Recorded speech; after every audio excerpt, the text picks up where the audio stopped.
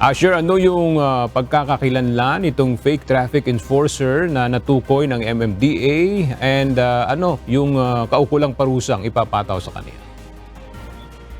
Aga nakuha na ang impormasyon Informasyon ng particular na itong pangalan at katirahan ng nagpanggap nga na traffic enforcer ng Metropolitan Manila Development Authority upang mangikil sa isang motorista. Ito ay sa pamamagitan ng isang netizen na nagpadala ng mensahe sa MMDA Facebook page para verifikahin ang pagkakakilanlan ng fake enforcer. Inireklamo ang lalaki na nagpanggap na MMDA traffic enforcer na nanghuli ng motorista na lumabag umano sa batas trapiko habang binabaybay ang Osmeña Highway sa Makati City. Ngunit nanghingi umano ng pera ang bogus enforcer kaya naghinala ang motorista at ang kasama nito.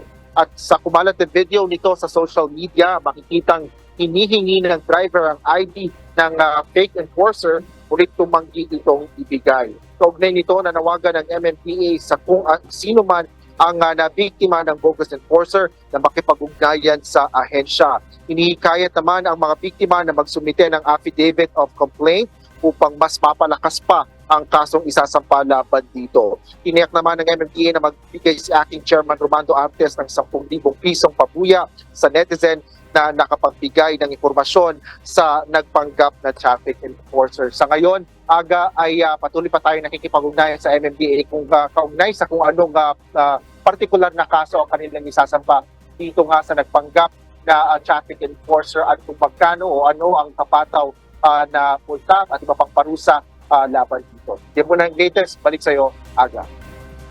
Maraming salamat, Asher Kadapan Jr.